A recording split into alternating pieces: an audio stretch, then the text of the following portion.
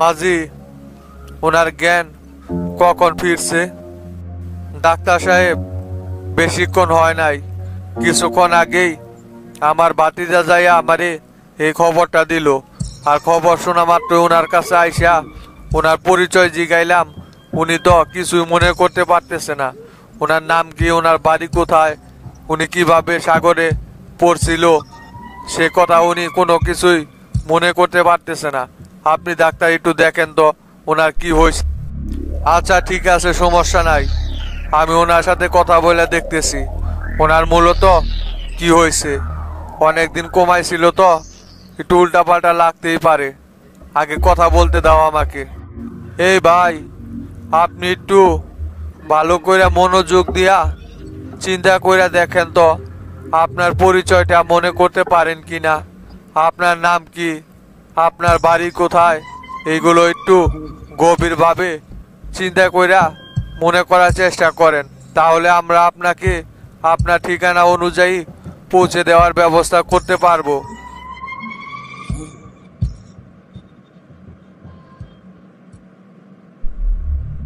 না না, আমি তো কোনো কিছুই মনে করতে পারতেছি না। আমার মাথা শুধু ঝিমঝিম করতেছে, প্রচন্ড ব্যথা অনুভব করতেছি মাথায়। কোনো কিছু এখন আমি মনে করতে পারতেছি না। আপনারাই বলেন তো আমি কে, আমি কোথা থেকে এসেছি। বুঝতে পারছি এইভাবে কাজ হবে না। শোনো মাঝি, অনেকদিন কোমায় থাকার কারণে ওনার ব্রেনে অনেকটা আঘাত লাগছে, যার কারণে উনি কোনো কিছুই মনে করতে পারতেছে না। এই অবস্থায় ওনারে বেশি প্রেসার দেওয়া যাইব না, তাহলে ওনার ব্রেনে মারাত্মক ক্ষতি হয়ে যাইব। আর চিরতরে সমস্ত স্মৃতি ভুলে যাওয়ার সম্ভাবনা আছে। তাই ওনারে এখন বিশ্রামে রাখো। আর আমি কিছু প্রয়োজনীয় ওষুধ লিখে দিতেছি, এগুলো কিনে এনে খাওয়াও। ডাক্তার সাহেব, এমনিতেই আমরা দিন আইনা দিন খাই, ওনার চিকিৎসা করতে করতে তো আমাদের অবস্থা আরো খারাপ হয়ে যাইতেছে দিন দিন। ওনার পরিবারের কোনো সদস্যকে যদি খুঁজে বের করতে পারতাম তাহলে তো আমাদের জন্য একটু ভালো হইতো। আচ্ছা ঠিক আছে, দেখি আমি কোনো ব্যবস্থা করতে পারি কিনা। ওনার একটা ছবি তুলে নিয়ে যাইতেছি আমি, ফেসবুকের বিভিন্ন গ্রুপে পোস্ট করে দিমনি। সেইখান থেকে দেখি ওনার পরিবারের কাউকে খুঁজে পাওয়া যায় কিনা।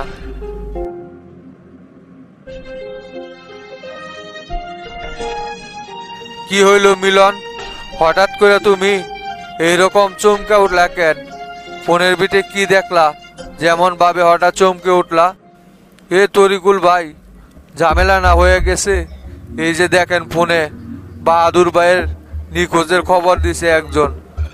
হে মিলন, তোমার কি মাথা ঠিক আছে? কি বলতেছো তুমি? আজ থেকে আরো 1 বছর আগেই তো শামসু ভাই টিভি দিয়া ওনারে গ্রেপ্তার করাইয়া সাগরে ফালাই দিছিল। ওই লোক আবার কিভাবে বাইচা থাকে, কে এই নিউজ করছে? তরিকুল ভাই, আমার মাথা ঠিকই আছে। আপনি পোস্টার দেখেন, তাহলে আপনার মাথাও নষ্ট হয়ে যাইব। আমি এখনই আপনার ফোনে ফরওয়ার্ড করে পোস্টার পাঠাইতেছি, চালু করে দেখেন পোস্টার। প্রায় 1 বছর আগে বঙ্গোপসাগর থেকে একদল জেলে গুলিবিদ্ধ অবস্থায় ওনাকে উদ্ধার করে নিয়ে আসে। এরপর চিকিৎসা চলার পরে উনি কোমায় চলে যান। দীর্ঘ 1 বছর পর উনি এখন কোমা থেকে বের হয়ে এসেছে, কিন্তু উনি স্মৃতিশক্তি হারিয়ে নিজের পরিচয় বলতে পারতেছে না। যদি ওনার পরিবারের কোনো সদস্য ওনাকে চিনে থাকেন তাহলে কুমিল্লা জেলার হাতিয়া দ্বীপে যোগাযোগ করুন, নিচে ফোন নাম্বার দেওয়া হলো। এ মিলন, ঘটনা তো দেখি আসলেই রে, এটা তো বাহাদুর ভাইয়েরই ছবি। এটা কিভাবে সম্ভব হলো? শামসু ভাই তো ওরে খুব নিখুঁত ভাবে প্ল্যান করে মাইরা ফেলাইছিল। এখন কি হইবনি? চলো তাড়াতাড়ি, এখানে আর বসে থাকার সময় নাই। শামসু ভাইকে বিষয়টা আগে জানাই আসি। অনেক বড় একটা ঝামেলা হয়ে যাইব যদি উনি এখন প্রকাশে আসে আর ওনার স্মৃতিশক্তি ফেরত পায়। যত তাড়াতাড়ি সম্ভব শামসু ভাইয়ের কাছে চলো। শামসু, তোপটা তুমি ঠিকই দিছ, মতি আমাদের টোপ পুরো গিলে খেয়েছে। ভয় পাইয়া দেখছ কিভাবে সবকিছু শিকার যাইতে শুরু করলো। কথায় আছে না সেলিম ভাই, যেমন কুকুর তারে সেই রকমই মুকুর মারতে হয়। যে যেই রকম তার সাথে তো সেই রকম আচরণই করতে হবে। ওদের সাথে তো সোজা আঙ্গুলে ঘি উঠবে না, তাই কৌশল খাটাইয়া কথাগুলো বের করে নিলাম। এখন শুধু হামিদ সাহেবরে দিয়া সকল তথ্য বের করতে হইব যে কোন দেশে কত হাজার কোটি টাকা পাচার করছে। হ শামসু, তুমি ঠিকই বলছ, ওদের কাছ থেকে এইরকম ভাবে কথা বের করতে হবে। তাছাড়া ওরা গোপন কথা কখনোই স্বীকার করতে চাইবে না। জীবনের ভয় দেখাইলেই সুরসুর করে সবকিছু স্বীকার যাইব। আসসালামু আলাইকুম স্যার। ওয়ালাইকুম সালাম হামিদ সাহেব। স্যার, আমারে পরে দেখা করতে বলছিলেন? হ্যাঁ হামিদ সাহেব, শোনেন, মতি আমাদের কাছে রিমান্ডে। ওর যত অবৈধ অর্থ সম্পদ আছে সব কিছুর তথ্য স্বীকার গেছে। আপনি এখন ওনার কাছ থেকে সকল তথ্য বের করেন। দেশে এবং দেশের বাইরে কত হাজার কোটি টাকা কোন জায়গায় কিভাবে আত্মসাৎ করছে সব তথ্য ওর কাছ থেকে নিবেন, আর এইগুলো দেশে ফিরিয়ে আনার ব্যবস্থা করেন। আচ্ছা স্যার, ঠিক আছে, সমস্যা নাই। আমি এখনই ওনার কাছ থেকে সকল তথ্য বের করে নিয়ে আসতেছি।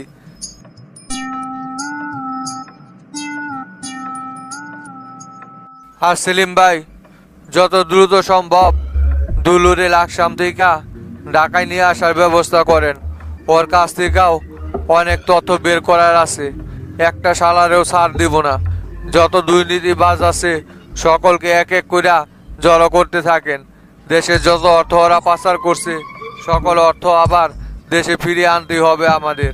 সমস্যা নাই শামসু, যত দ্রুত সম্ভব দুলুকে আমি ঢাকায় আনার ব্যবস্থা করতেছি।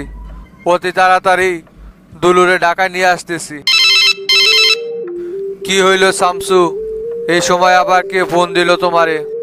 এবি পার্টির সভাপতি তরিকুল কেমন যেন ফোন দিতেছে। তরিকুল আবার ফোন দিতেছে কেন? দেখো রিসিভ করে কি বলে।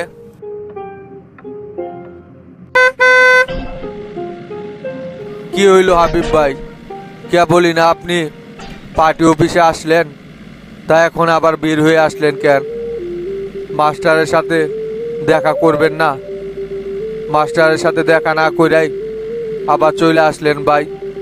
ভিতরে দেখলাম শফিকা আর তোতা ঢুকছে, ওদের সাথে কি আবার কোনো ঝামেলা করলেন নাকি? মাস্টারের সাথে কথা হয়েছে, মাস্টার এখন পার্টি অফিসে আসবো না। মাস্টার পার্টি অফিসে আসতে আরও দেরি আছে, তাই চলে আসলাম। শফিক আর তোতার লগে পার্টি অফিসে বইসা বইসা উল্টা পাল্টা আলাপ পারলে আরও মাথা গরম হয়ে যাইব। এমনিতে নানান রকম চাপে আছি, যার কারণে আর দেরি করলাম না। চল বাসায় যাই, পরে মাস্টারের সাথে দেখা করবনি। মাস্টার এখন ব্যস্ত আছে, পার্টি অফিসে আসতে পারবো না। তা কি ব্যাপার হাবিব ভাই, কিছুই কিন্তু জানলাম না এখনো। সেই কালকে যে সামাদ্রে ওদের হাতে তুলে দিয়ে আসলেন, তারপর কি হইল? কোনো আপডেটই তো আর জানাইলেন না। সামাদ কি আবার তলে তলে আপনার নাম স্বীকার যায় নাই তো? আপনার নাম যদি একবার স্বীকার যায় তাহলে তো ভাই অনেক বড় ঝামেলা হয়ে যাইব। বিষয়টা আপনার একটু খোঁজ খবর নেওয়া দরকার ছিল না? সামাদের সাথে ওরা কি করলো আর সামাদ ওদের কাছে কি কি স্বীকারোক্তি দিল, বিষয়টা তো ভাই জানা খুব জরুরি দরকার ছিল। তা আপনার তো সেই রকম কোনো আগ্রহই দেখতেছি না আমি। এই পাগলা, তোরে কে বলছে যে আমি খোঁজ খবর নেই নাই? সকল খোঁজ খবর অলরেডি নেওয়া আমার শেষ। সমস্যা নাই জাহাঙ্গীর, সামাদ শত মার খাওয়ার পরেও আমার নাম স্বীকার জানাই। পরে যেইভাবে শিখাই দিছি ওই সেইভাবেই কাজ করছে। এখন আর আমার কোনো টেনশন নাই। মাথায় যে চাপটা ছিল সেটা আস্তে করে নাইমা গেছে। সমস্যা নাই এখন আর। শামসুও বিষয়টা যাই না গেছে। এখন ওরা সামাদে পুলিশের হাতে তুলে দিব, বাকিটা পুলিশই দেখব। সামাদ হচ্ছে আমার একনিষ্ঠ কর্মী রে জাহাঙ্গীর। এত অত্যাচার সহ্য করার পরেও আমার নাম বলে নাই। আমি তো ভয় পেয়ে গেছিলাম 20 লাখ টাকা নিয়ে। যদি টাকার ব্যাপারটা মাস্টারের কাছে স্বীকার যেত, তাহলে তো কোনোভাবে আর মাস্টারদেরকে আমি কোনো কিছুই বুঝাইতে পারতাম না। এমনিতেও আর আমার উপর রেগে আছে। হাবিব ভাই, আপনি ঠিকই বলছেন। সামাদ মেম্বার আসলে আপনার একজন বিশ্বস্ত কর্মী ছিল।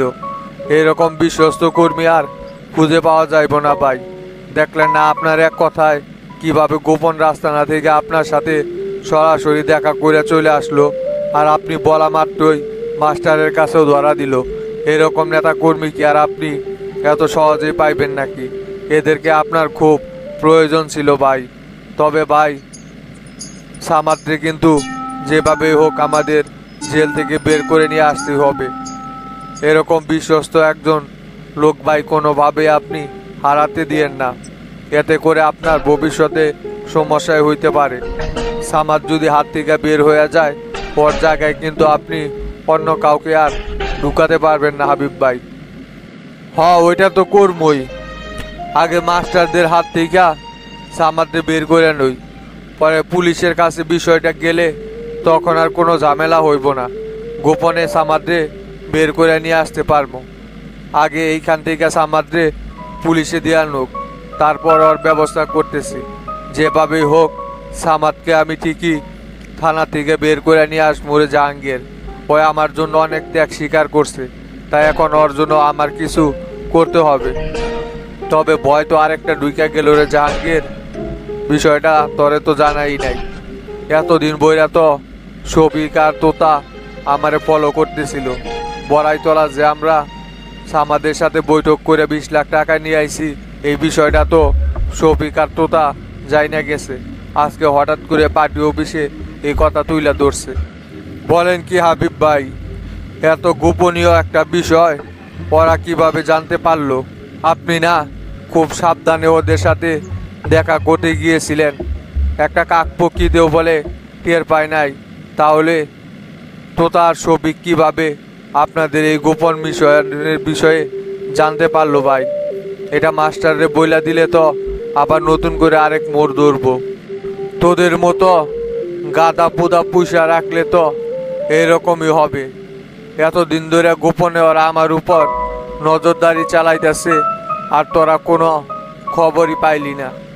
তাহলে তোরা কি কাজ করিস আর ওরা কিভাবে কাজ করে?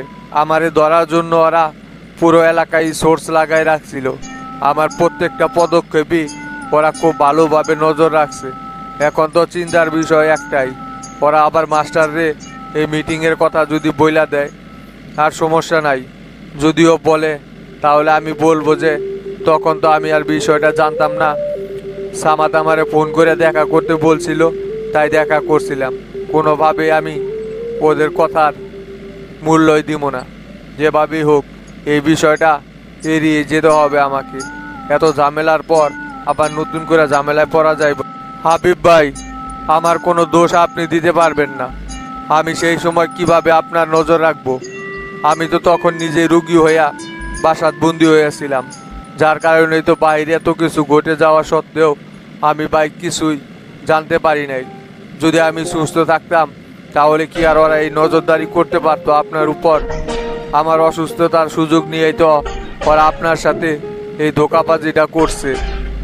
এখানে ভাই আমার কি করার আছে?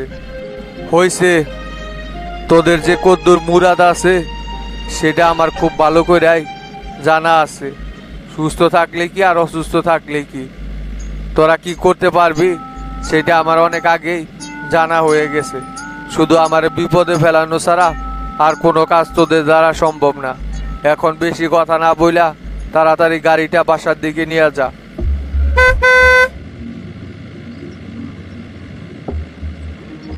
চাচা, ওস্তাদ কি বলতেছে? কি আর বলবো, আর মারধর করার জন্য নিষেধ করছে। হাবিবের নাম যেহেতু স্বীকার যায় নাই, আর এত মার খাওয়ার পরেও বারবার যেহেতু এক কথাই বলতেছে, তাহলে আমারও মনে হয় ওই সত্য কথাই বলতেছে। ওর সাথে হাবিবের কোনো যোগসূত্র নাই। শামসু বলল থানা থেকে পুলিশ ডাইকে আইনা পুলিশের হাতে তুইলা দিতে, আর তোর কিডন্যাপিং এর কেসে ওর নামটাও ঢুকাই দিতে। পরেরটা পুলিশের ব্যাপার, পুলিশই দেখবনি। আর তোদের ওর উপর অত্যাচার করার দরকার নাই, যথেষ্ট পরিমাণ শিক্ষা হয়েছে ওর। মুন্টু ডাক্তার ভিতর থেকে বাইরে হয়ে আসলে পুলিশে খবর দিয়া পুলিশের কাছে ওরে সমর্পণ করে দিব। বাকিটা পুলিশ দেখুক গা। ওর শিক্ষা যা হবার হয়েছে, ভবিষ্যতে আর কোনোদিন এই ধরনের কাজ করতে পারবো না। পুলিশের হাতে দিলে আর কি হইব চাচা, কয়েকদিন পরেই দেখমু জামিন নিয়ে ঠিকই বের হয়ে এলাকা দিয়ে ঘুরতেছে। এইভাবে তো আর শিক্ষা দেওয়া যাইব না। তার চাইতে বরং চাচা ওর একেবারে শেষ করে দিয়া নদীতে ওর লাশটা ফালাই দিয়ে আসি, তাইলে চিরতরে ওর বকবকানি বন্ধ হইব। আর ওরে দেখা ভবিষ্যতে মানুষজন আমাদেরকে কোনো রকমের ক্ষতি করার চিন্তা ভাবনাও করার দুঃসাহস করতে পারবো না। পুলিশে না দিয়া চলেন ওরে একেবারে শেষ কইরা দেই চাচা। তুই কিটারা সুস্থ মাথায় এই সমস্ত কথাবার্তা বলতেছিস? আমার তো মনে হয় না তোর মাথা ঠিক আছে। তুই কি ভুলে গেছস টেরা? তুই কিন্তু সেই আগের টেরা নাই। তুই একজন জনপ্রতিনিধি, তাই জনগণের ভুল তোরে ক্ষমার চোখেই দেখতে হইব। এখন যদি সামাদ্রে মাইরা ফালাস, তাহলে এলাকার ভিতরে তোরে আর কেউ টেরা চেয়ারম্যান করে ডাকবো না। সবাই তখন তোরে সন্ত্রাসী চেয়ারম্যান বইলাই চিহ্নিত করব। আর আমরা কি সন্ত্রাসী নাকি যে জলযন্ত্র একজন মানুষকে মেরে ফেলবো? ওই অপরাধ করছে, আইনগতভাবে ওর শাস্তি হবে। আমরা কেন আইনের কাজ নিজেরা করতে যাইব?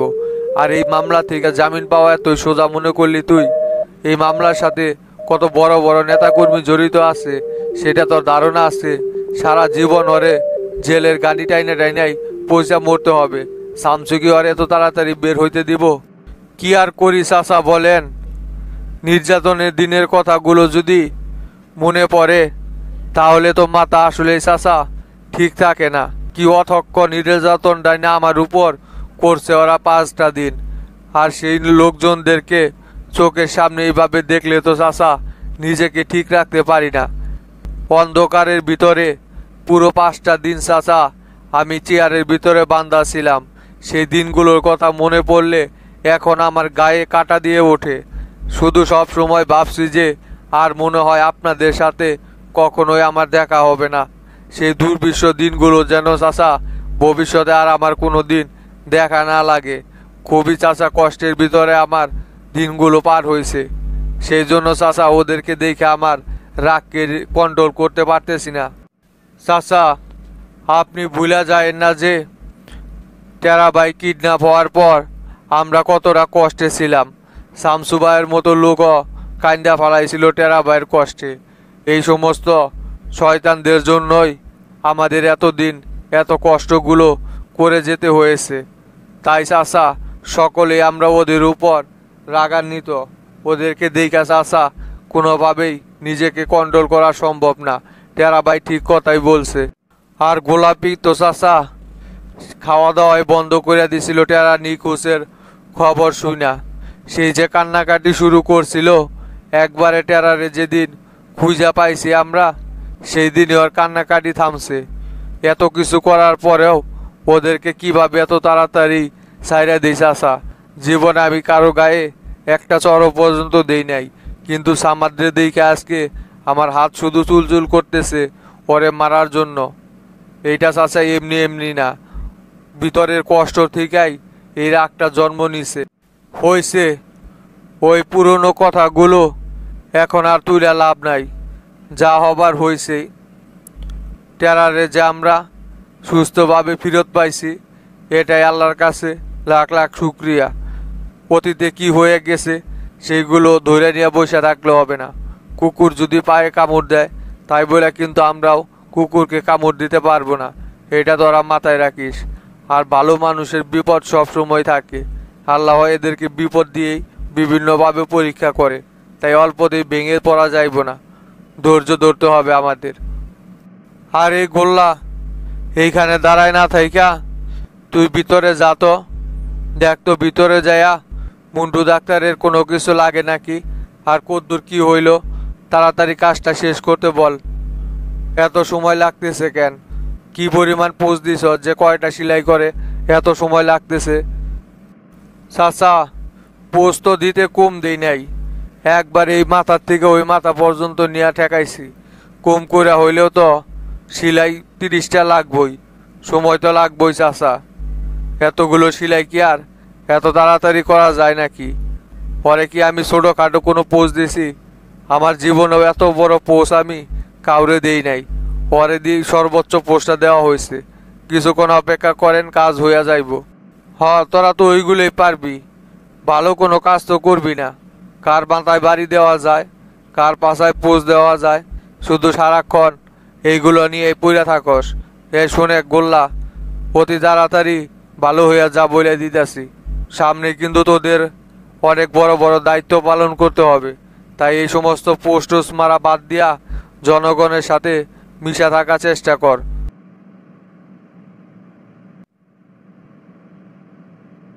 কিরে মন্টু, তোর হইল ভিতরের কাজ?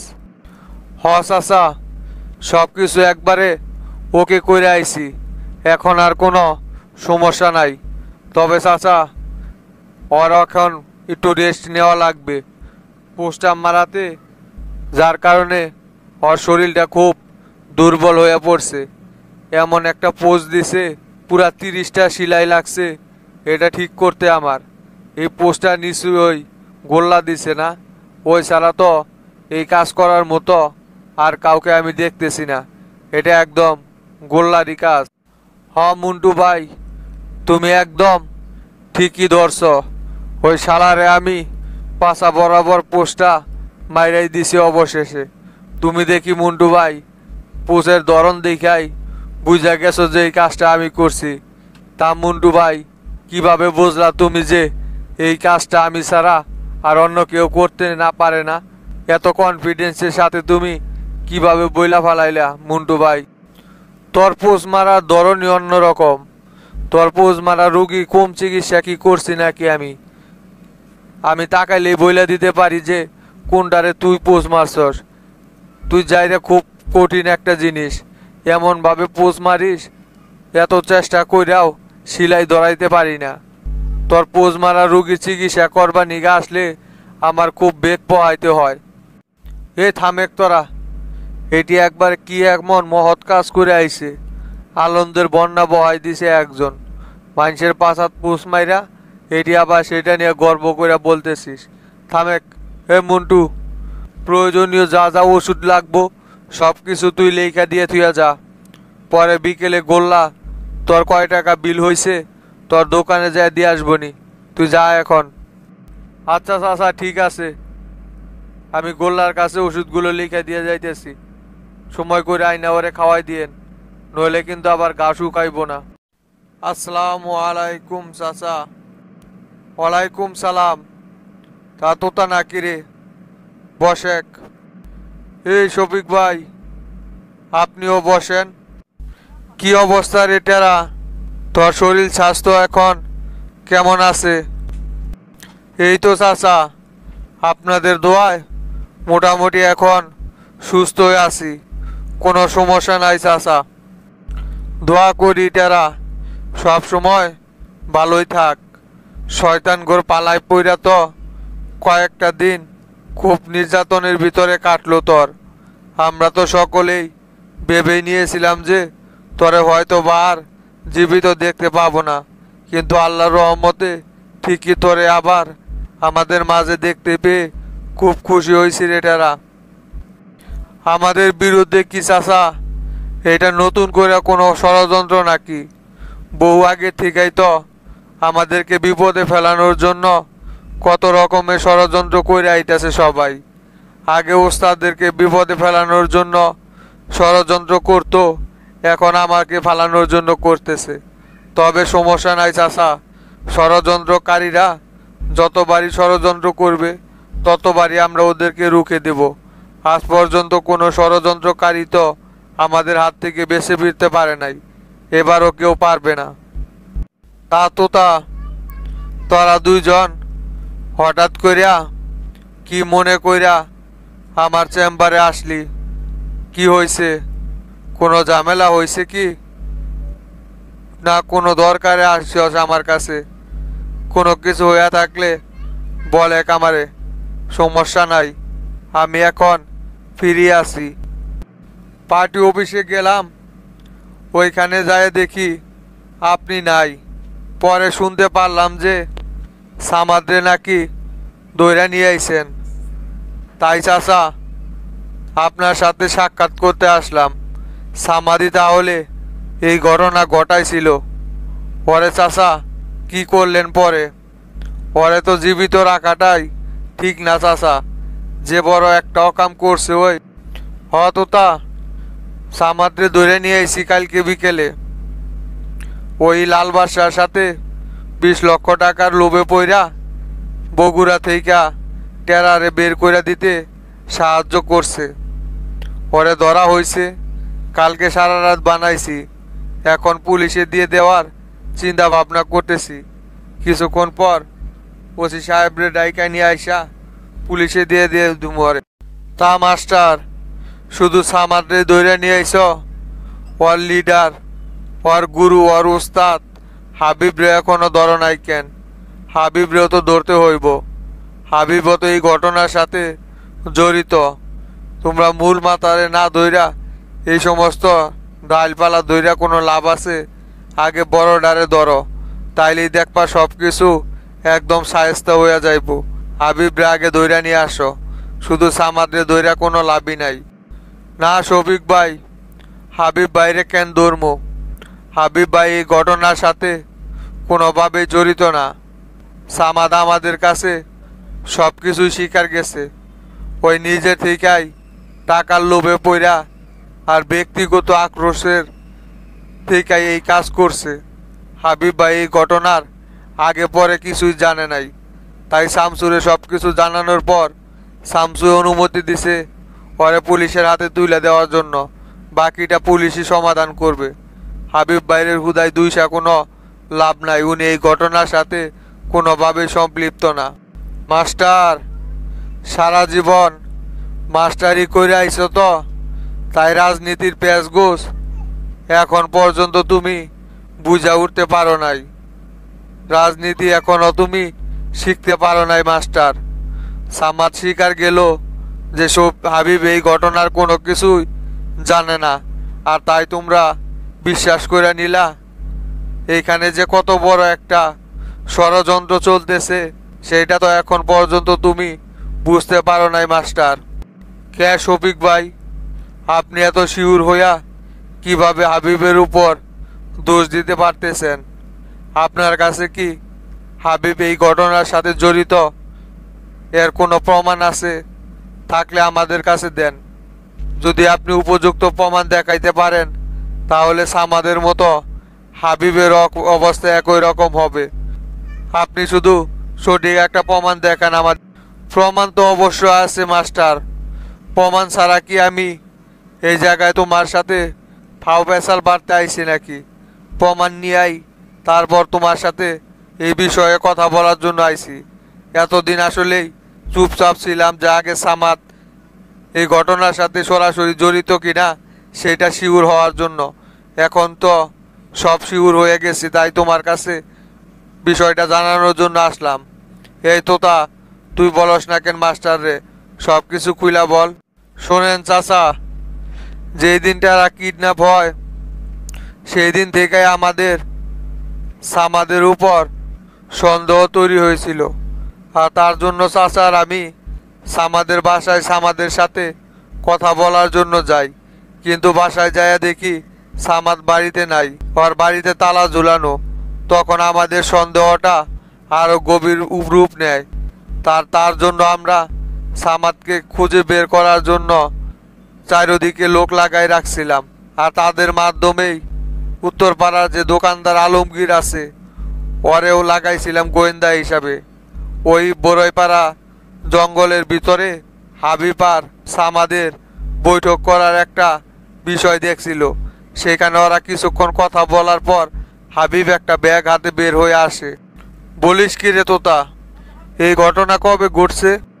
চাচা, ঘটনাটা ঘটছিল টেরারে যেদিন আপনারা ঢাকায় উদ্ধার করেন তার পরের দিন বিকেলেই। আর আপনার যদি আমার এই ঘটনার কথা বিশ্বাস না হয় তাহলে আপনি আলমগীর রে ডাইকে আইনা জিগাইতে পারেন। আলমগীর নিজের চোখেই দেখছে হাবিব আর সামাদ জঙ্গলের ভিতরে ঢুইকা কতক্ষণ বৈঠক কইরা তারপর দুইজন দুই দিক দিয়ে বের হয়ে গেছে। আর হাবিবের হাতে একটি ব্যাগ ছিল। ব্যাগের ভিতরে কি ছিল সেইটা আলমগীর দেখতে পায় নাই। আপনি ওরে ডাইকাই না জিগাইলেই আমার কথার সত্যতা প্রমাণ পাবেন। টেরা, তোরে যেই দিন উদ্ধার করা হয় সেই দিনই তো শফিক ভাইরে জানানো হয়েছে যে সামাদ এই ঘটনার সাথে জড়িত ছিল। তাহলে হাবিব ভাই বিষয়টা জানার পরেও সামাদের সাথে গোপনে কি বৈঠক করছিল? এখানে তো মনে হইতাছে কোনো একটা গাবলা হয়েছে রে টেরা। হ চাচা, সেদিনই ওরে জানানো